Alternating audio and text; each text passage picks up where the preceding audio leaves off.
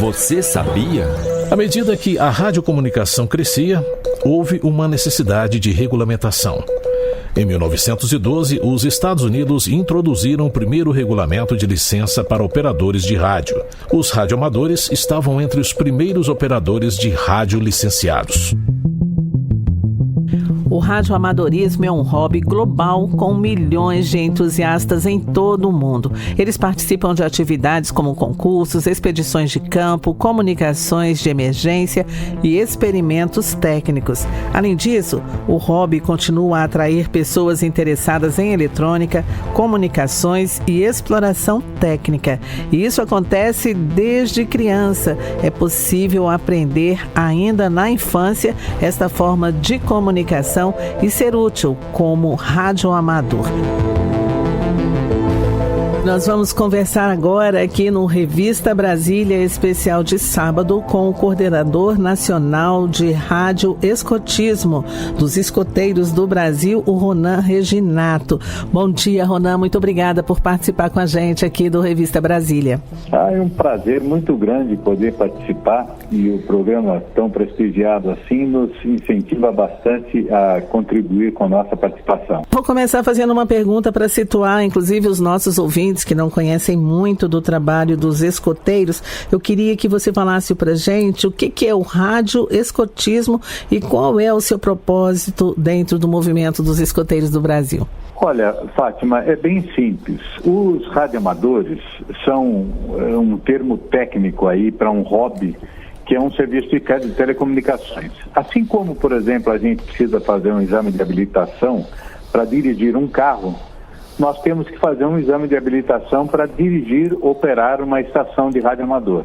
O radioamador é aquele que pratica esse hobby. Então, ele tem uma estação de rádio que pode falar aí sem fio com o mundo todo. Os escoteiros nasceram um pouco antes dos radioamadores, em 1907. O radioamador diz que quem não vive para servir, não serve para viver.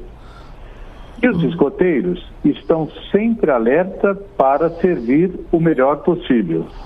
Ou seja, há uma afinidade já no nascimento desses dois tipos de hobbies ou de dedicação que a gente tem.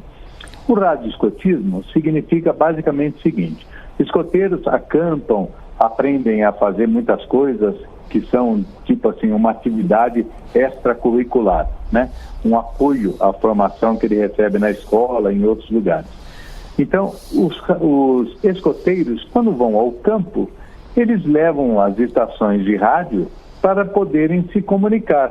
Quer seja um escoteiro com outro escoteiro, um escoteiro com outra patrulha, ou até mesmo num grande acampamento, com mais de 40 mil pessoas, os escoteiros podem se comunicar entre as suas centrais de comunicação, com escoteiros do resto do mundo. É assim, mais ou menos. É um negócio que aumenta a atratividade e também, ao mesmo tempo, aumenta fortemente a segurança de todos. A minha próxima pergunta seria saber quais são os benefícios, mas você já começou deixando bem claro que tem muitos benefícios aí nessa proximidade, né? Nessa troca de experiência. É bacana porque o escoteiro é normalmente um jovem ávido por informações.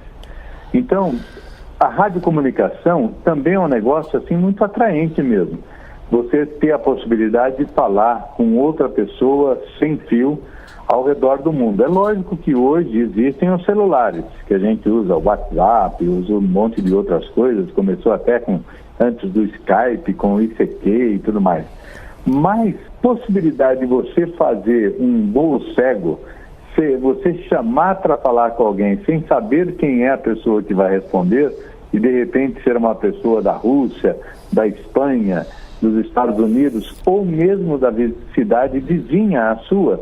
Por exemplo, você seria falar de Brasília até, vamos dizer, Goiânia, que é pertinho de vocês.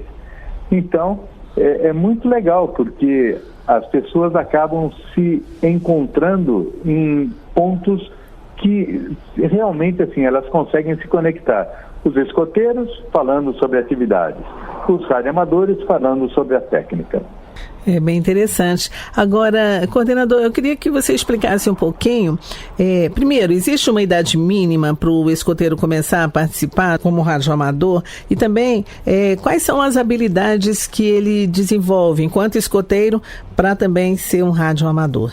Muito legal a sua pergunta, Fátima. É o seguinte, a idade tem que ser uma pessoa alfabetizada e que consiga entender, pelo menos aí, basicamente, noções de um bom português. Porque há um estudo para que a pessoa seja habilitada da legislação das comunicações.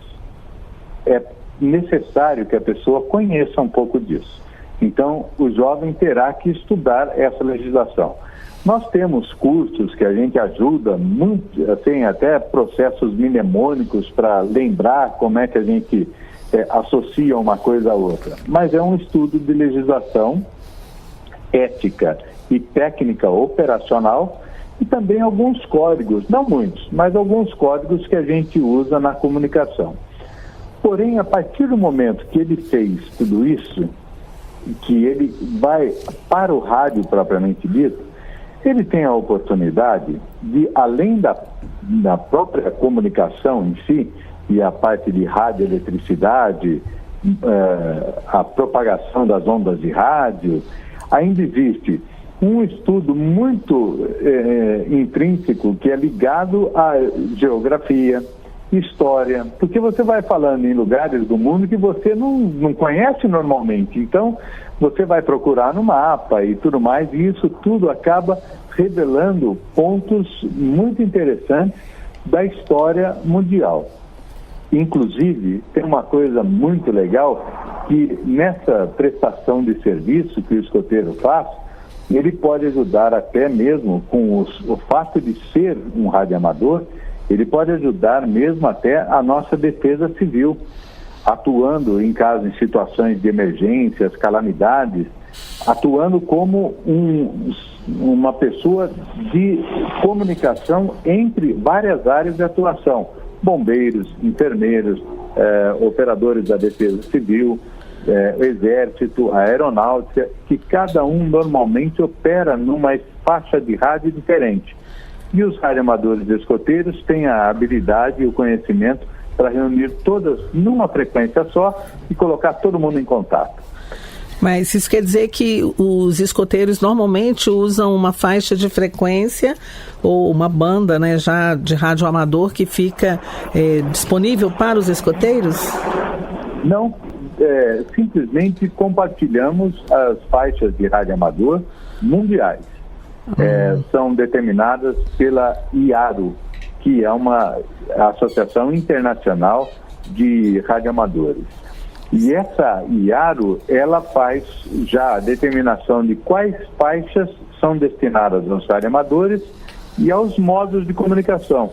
Porque hoje em dia, principalmente como você vê os celulares tão modernos como são hoje, os nossos rádios também se modernizaram muito. Então, nós temos várias formas de comunicação. Por exemplo, a estação de radioamador, ela pode falar por telegrafia, por voz, por satélite, de modo totalmente digital. Pode falar também através de imagens, como um sistema de TV, que é um sistema de TV de radioamadores. Então, são várias as formas. E nessas formas, a gente inclusive consegue escutar uma faixa de onda, por exemplo, a da Polícia Militar. Nós conseguimos ouvir e nós passarmos a informação para outro grupo de pessoas daquilo que nós ouvimos na faixa da Polícia Militar. Mas isso somente quando do trabalho em conjunto. Nós não fazemos isso regularmente. É interessante, mas eu fiquei com uma dúvida, porque justamente por esse alcance que tem, né, com essa possibilidade de comunicação, de falar com o mundo inteiro, de estar em contato com as polícias, com o Corpo de Bombeiros, Defesa Civil e tudo mais, quando o radioescotismo está atuando, né, quando os escoteiros estão praticando aí o lado do rádio amador, eles estão sempre acompanhados, né, de um coordenador, de um instrutor, ou as crianças, já a partir desse perfil que você citou, de ter uma certa compreensão, né, primeiro está alfabetizado e depois já ter esse entendimento das linguagens, ele pode acionar sozinho, conversar, manter contato, passar informações. Sim, desde o momento que o jovem é habilitado, nós temos, por exemplo, radioamadores escoteiros que estão na faixa dos lobinhos, em torno de 9, 10 anos de idade. Nós temos escoteiros de 11 a 14 anos, que são os escoteiros, que são radioamadores. E temos os senhores e pioneiros, todos eles podem ser radioamadores. Porém, a prática do radioamadorismo no dia a dia, ela é uma prática de hobby mesmo, um passatempo, uma diversão, um aprimoramento técnico da radiocomunicação, porém, é uma reserva das comunicações de nosso país. Se necessário, nós somos convocados para atuar em situações de emergência. Nessa hora, o nosso conhecimento vai somar ao conhecimento do trabalho de cada uma das áreas. Mas no dia a dia, nós falamos mesmo de acampamento, nós falamos de atividades com escoteiros e é muito gostoso. Teria alguma situação em que os escoteiros foram convocados para fazer parte de um trabalho de emergência, atuando também como radioamadores? E aí entra mais em papel o radioescotismo? Sim. Nós tivemos, há algum tempo atrás, houve em Santa Catarina um morro bastante importante lá de um evento, de uma inundação enorme que houve em Santa Catarina, Morro do Bumba, eu acredito que foi o morro, e nós deslocamos os escoteiros para lá e ficamos, acho que praticamente uns 10 dias mais ou menos, trabalhando nas enchentes lá em Santa Catarina. Neste período que nós vimos aí as enchentes acontecendo no Rio Grande do Sul, nós estamos com um grupo de radioamadores escoteiros lá, colocando a comunicação de áreas distantes até 100 quilômetros, todas através dos nossos repetidores de estações. É como se fosse um repetidor de telefone celular, são essas torres de celulares, são repetidores para levar o sinal mais longe. Nós temos o mesmo tipo de sistema para o rádio do radioamador. Só que, quando acaba a energia, o nosso rádio funciona, porque é movido a baterias. Então, nós conseguimos dar suporte mesmo quando, em função de uma inundação, por exemplo, as outras comunicações caem. É por isso que nós somos reserva de emergência, porque os nossos sistemas, eles operam mesmo quando falham os outros meios de comunicação. Agora eu queria só que você fizesse as suas considerações sobre esse trabalho com o radioamador. Todo o trabalho que envolve os escoteiros já tem um foco na cidadania, né? No trabalho em equipe, na cooperação. Eu queria que você falasse um pouquinho sobre isso, também pegando esse lado aí do aprendizado, de estar disponível para ajudar em situações de emergência como essa, utilizando as frequências do radioamador. Olha, eu gostaria até, Fátima, de fazer uma correlação com algo que é muito conhecido, aquela história do escoteiro ajudar a velhinha a atravessar a rua, sabe? Isso é uma coisa assim que todo mundo tem essa ideia meio na cabeça, que é ligada à boa ação do escoteiro. O escoteiro, na verdade, ele busca, através do movimento escoteiro, sua autoformação. Ele próprio promove uma mudança interior através das nossas atividades, é claro, mas ele promove uma elevação na sua cultura, no seu conhecimento e na sua capacidade de servir solidariamente ao próximo. Então, numa situação dessas, a gente entende que o escotismo é, na verdade, uma oportunidade para esse autoconhecimento, a autoformação. E com o apoio dos adultos, que são todos voluntários nesse sistema, a gente consegue levar para o jovem o conhecimento não apenas na área de radiocomunicação, mas, por exemplo, na área de enfermagem, na área de cozinha, na área de promover acampamentos e montar barracas, montar mesas e cadeiras para pessoas que estão, por exemplo, numa situação crítica de emergência. Mas há uma série de habilidades que os jovens aprendem e que, sem dúvida alguma, eles acabam levando para o resto da vida. E isso faz deles cidadãos melhores. Então, o slogan em nível mundial é escoteiros criando um mundo melhor. Scouts creating a better world. Então, a ideia é que através do escotismo e da tolerância às outras pessoas, os outros tipos, outros gêneros, outras nacionalidades, outras línguas e tudo mais, que nós consigamos ter uma vida mais em harmonia para todos, não apenas para os escoteiros, mas para todos os cidadãos desse enorme planeta que nós vivemos aqui, que é maravilhoso. É verdade, é maravilhoso e que bom que a gente tem jovens se preparando para serem melhores e para ajudar o mundo a ser melhor também. Quantos escoteiros a gente tem no Brasil? Tem esse número? Olha, nós estamos atualmente em torno de 80 mil, porque tivemos o período da pandemia, nós éramos 110, 120 mil mais ou menos, antes da pandemia. Depois da pandemia, nós vimos num processo de recuperação crescente. Hoje nós temos perto de 80 mil. Logo depois da pandemia, nós tínhamos 55, 60 mil. Então temos crescido bastante. E em nível mundial, nós temos, no mínimo aí, nós estamos falando em milhões de escoteiros no mundo.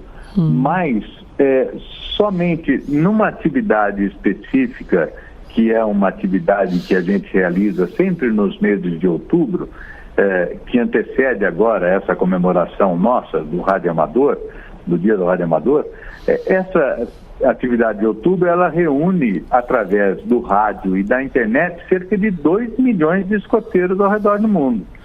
Então, é uma galera muito, muito grande mesmo. Então, os escoteiros hoje do Brasil, eles reúnem já um número bastante considerável e fazem atividades junto às comunidades onde atuam. Então, nossos escoteiros, aonde quer que eles estejam realizando as suas atividades, eles buscam sempre fazer algo pela comunidade aonde estão atuando. Eu vou te pedir duas coisas. Primeiro, para você falar um pouquinho dessa atividade aí agora de outubro e também em que parte do Brasil a gente tem um número maior, esses 80 mil no Brasil, mas a distribuição, em que região, onde se concentram mais? Ok. Bom, essa atividade que nós realizamos em outubro é uma atividade sensacional. Rádio Amadores tiveram a ideia em 1957, num grande acampamento em Sutton Park, na Inglaterra, eles estavam lá com 35 mil acampantes e mais de 60 países reunidos. Um rádio amador lá teve a ideia de levar a estação dele e botar para operar. Aí eles tiveram a ideia, poxa, muitos dos jovens escoteiros do mundo inteiro não puderam estar presentes aqui, porque tem o dinheiro da passagem, o deslocamento, a alimentação, tudo aqui, né? Vamos tentar dar a eles a oportunidade de participar de um jamboree mundial através do rádio. Então, eles colocaram, a partir daí, sempre uma atividade anual chamada Jamboree on the Air, que é o Jamboree no ar, e sempre os radioamadores do mundo inteiro se reuniam nesse final de semana e botavam os jovens para falar entre eles, percebendo assim o tamanho de que é a nossa fraternidade escoteira.